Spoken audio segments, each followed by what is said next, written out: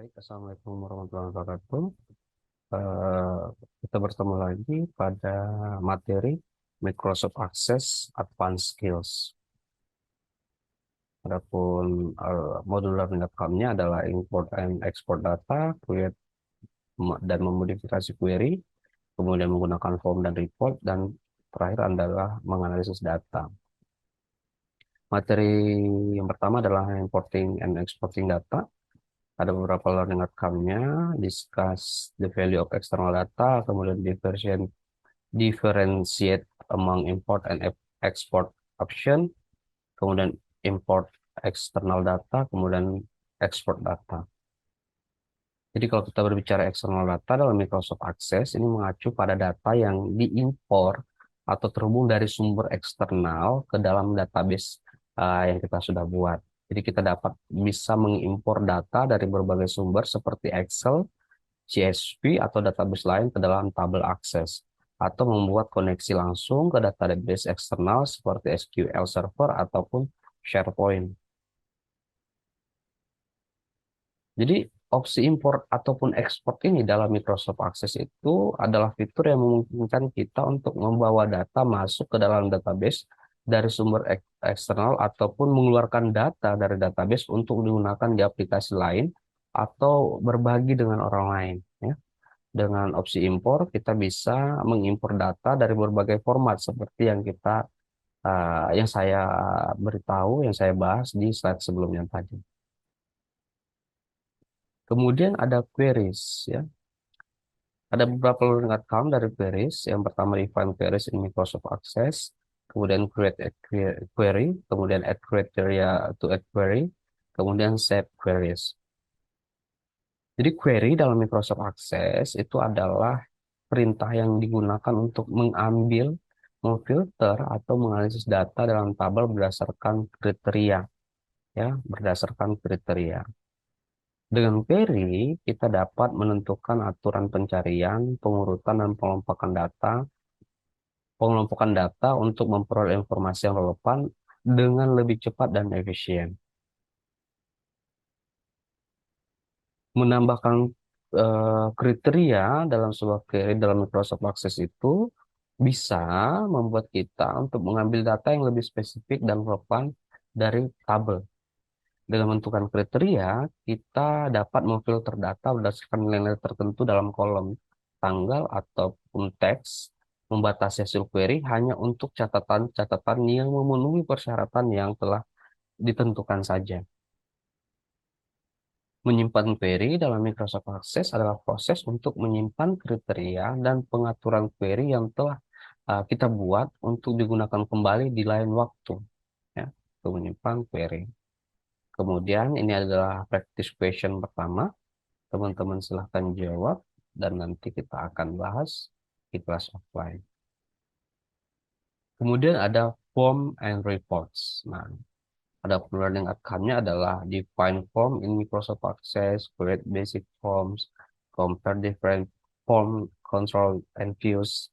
Kemudian yang terakhir adalah present data on report. Nah, form dan laporan adalah dua komponen dalam Microsoft Access yang memfasilitasi interaksi dengan data dan penyajian informasi. Form itu adalah interface atau antarmuka pengguna yang memungkinkan kita untuk memasukkan, mengedit, atau menampilkan data dengan cara yang lebih terstruktur dan lebih mudah digunakan. Ya. Eh, Kemudian report, apa itu report? Report itu adalah dokumen yang digunakan untuk menyajikan data dalam format yang lebih teratur dan rapi, sehingga memudahkan presentasi dalam analisis informasi. Report itu dapat menampilkan data dalam format tabel, grafik, atau tata letak yang disesuaikan dengan kebutuhannya kita. Kemudian berikut adalah cara pembuatan form, nanti kita akan praktikkan di kelas offline. Nah, kemudian form control and views. Ini adalah elemen-elemen penting dalam Microsoft Access yang memungkinkan kita untuk merancang tampilan dan interaksi pengguna dalam form. Form control adalah elemen-elemen seperti text box begitu, tombol, checkbox, atau misalnya kalender yang bisa ditempatkan dalam form untuk memasukkan, menampilkan, atau mengolah data. Kemudian ada presenting data on reports ya. Ini adalah proses untuk mengorganisir kemudian merangkum informasi dari tabel atau query ke dalam tampilan yang lebih terstruktur dan informatif dalam laporan. Kita dapat menampilkan data dalam berbagai format seperti tabel, grafik, atau label, serta menambahkan elemen visual seperti gambar atau garis pemisah. Ya. Kemudian kita ke materi mengenai analyzing data. Ada beberapa learning outcome. Yang pertama adalah transform data, discuss the use of calculation in Microsoft Access, kemudian use conditional analysis, kemudian use subqueries, dan terakhir adalah discuss domain aggregating. Transformasi data dalam Microsoft Access adalah proses mengubah dan memanipulasi data dari satu bentuk atau format ke bentuk atau format lainnya.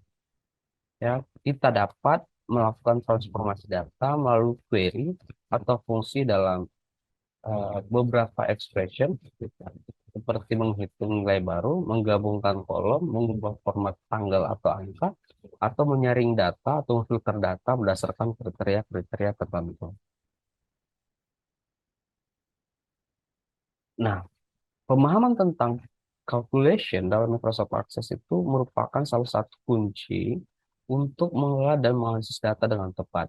Dalam calculation, dalam perhitungan, kita bisa menggunakan model-model matematika, fungsi, atau formula untuk menghitung nilai baru dari data yang ada, seperti total, rata-rata, persentase, atau hasil perbandingan. Nah, using condition analysis ini adalah strategi yang efektif untuk mengelompokkan, menyaring, atau menghitung data berdasarkan kriteria tertentu. Kita bisa dapat menggunakan fungsi if, misalnya switch, atau if untuk membuat pernyataan kondisional yang menghasilkan nilai berbeda tergantung pada kondisi yang uh, kita tentukan. Kemudian using subqueries dalam Microsoft Access adalah teknik untuk melakukan query yang lebih kompleks dan mendalam.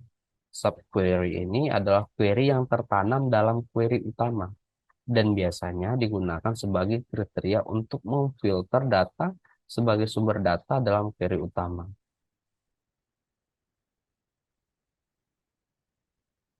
Kemudian, domain aggregation dalam Microsoft Access ini adalah metode untuk melakukan agregasi data yang efisien dan ringkas dengan menggunakan fungsi agregasi domain yang sudah disediakan oleh Microsoft Access. Fungsi agregasi domain seperti di sum, di average, di count, dan di lookup misalnya, itu mungkin kita untuk menghitung total, rata-rata, jumlah, atau mencari nilai dalam domain tertentu berdasarkan kriteria yang ditentukan.